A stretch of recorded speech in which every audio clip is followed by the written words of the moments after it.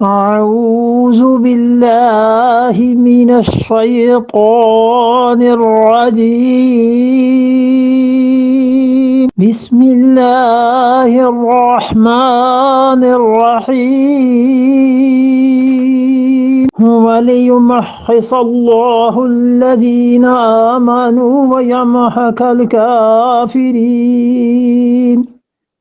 وَلِيُمَحِّصَ اللَّهُ، اور یہ بھی ہے کہ اللہ تعالیٰ کیا کر دے؟ یمحص اللہ، اللہ پاک کر دے. محص الذھب بالنار، کیا کیا؟ سنار نے سونے کو کھوٹ سے پاک کر دیا. یمحص پاک کر، یمحص پاک کر دے اللہ، اللہ پاک کر دے کس کو؟ الذین آمنوا، جو لوگ ایمان لائے ہیں ان کو. وَيَمْحَقَ الْكَافِرِينَ، اور اللہ کافروں کو کیا کرے؟ مٹا دے. اللہ نے یہ سب کچھ اس لیے کیا ہے.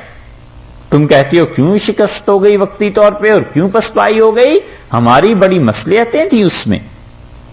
ایک مصلحت یہ تھی کہ وَلِيَعْلَمَ اللَّهُ، اللہ اظہار کر دے. دوسری کیا تھی؟ وَيَتَّخِذَ مِنْكُمْ شُهَدَاءَ، شہادت کا مقام ملے. تیسری کیا تھی؟ وَلِيُمَحِّصَ اللَّهُ، اللہ تعالیٰ خالص ظاہر کر دے، صاف کہ کون ہے جو اس کے مومن بندے ہیں. وَيَمْحَقَ الْكَافِرِينَ، اور اللہ چوتھی بات کافروں کو مٹائے، کافروں کو رسوا کرے. یہ چاروں مصلحتیں تھیں اس واقعے میں جو احد میں تمہیں پیش آیا. دیکھا ہے اللہ کے کام میں ایسی ایسی حکمتیں ہیں کہ صحابہ کرام رضی اللہ عنہ کو اللہ نے بتایا ہے کہ یہ تھیں. ہم چاہتے ہیں ہر کام کی حکمت ہمیں پتا چل جائے، ایسے نہیں ہوتا.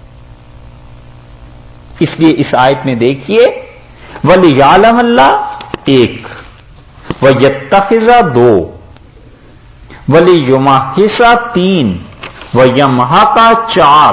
یہ چاروں فعل اللہ نے گنوائے ہیں کہ چار چیزیں. اور پھر فرماتے ہیں اچھا تمہیں جنت کی بھی تمنا ہے